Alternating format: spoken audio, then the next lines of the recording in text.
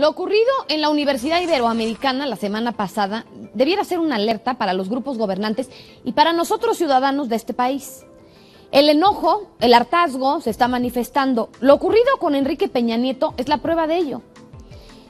Tal vez como institución académica hubiéramos esperado un foro de discusión, de disentimiento, de crítica, pero no de pancartas con tintes de violencia. Pero esto no es más que la muestra de que la juventud, como muchos creen, no está dormida. Y tampoco resulta fácil que dejen engañarse. Y más grande lección aún resultó la exposición de los alumnos de la Ibero vía internet sobre el spot editado que pretendió utilizar el PRI para aminorar o incluso hacer pensar que nada había pasado en aquella universidad. Los tuvieron que desmentir y los acusaron incluso de utilizar exalumnos o alumnos del ITAM y no de la Universidad Iberoamericana. Qué vergüenza la transparencia con la que dejaron a la luz los alumnos de una universidad, la manipulación de información y de campaña en general de los del tricolor.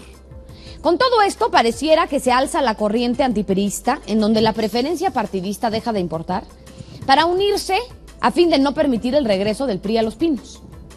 Si el antipriismo toma fuerza de aquí para adelante, la carrera hacia la presidencial de Enrique Peña Nieto podría estar en juego. Hay quienes piensan que lo ocurrido en la universidad fue promovido por Andrés Manuel López Obrador. Asegurarlo me parece valiente y tal vez un poco arriesgado.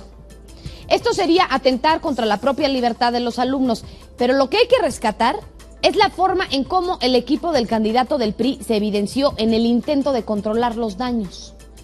Fue como si en un segundo hubieran desnudado la conformación real o sustento real de la campaña. Pareciera que no todo se puede ocultar y menos ante la fuerza, el vigor, el enojo, el hartazgo de un puñado de jóvenes que no están dispuestos a guardar silencio en esta contienda cuya tendencia de resultado inquieta a muchos grupos del país.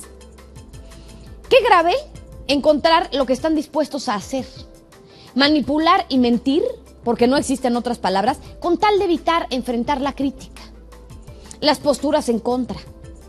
Qué vergüenza lo que hay detrás del puntero. Debería de quedar claro con ello que lo que está en riesgo en esta elección no es más que la libertad de expresión de la que hemos gozado estos pasados 12 años. Los planes de gobierno, supongo que todos llevan un poco de lo mismo, pero las libertades y los derechos, además de las condiciones políticas y sociales, sí están en juego. Atenco, Polet, los medios de comunicación comprados y ahora la Ibero son los casos más claros de ello. La expresión de estudiantes y su negativa a aceptar formas de gobierno que consideran dañinas, con personajes nacidos del engaño, no puede ser juzgado. Por el contrario, de las formas podríamos filosofar, pero de lo contundente no hay nada que decir. Se observa una juventud despierta, es lo único. Esos jóvenes que no están dispuestos a escuchar más propuestas que queden en el aire, a ver a candidatos pasar con banderas del amor a México, cuando el poder es lo único que interesa. Ver en latente 6 años más de nada o incluso de retroceso. Eso parece que ya no es suficiente para una generación que creció democrática y políticamente, a la que resulta difícil marear sin sustento.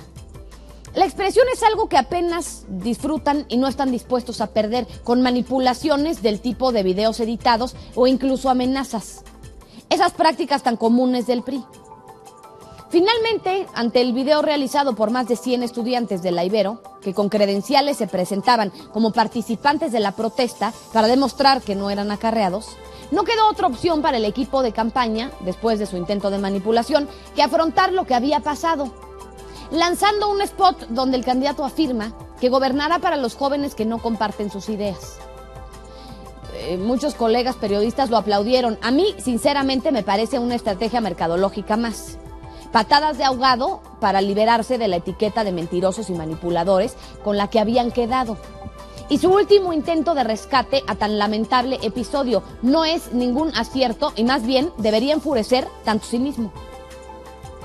Detrás de toda esta campaña mercadológica de magnífica estrategia, con inmensa cantidad de recursos y muchos años trabajada, también existe un México que rechaza al candidato y ante eso no puede cegarse. ¿Pedir civilidad a jóvenes que enfrentan este sistema no será mucho pedir? Ya se verá.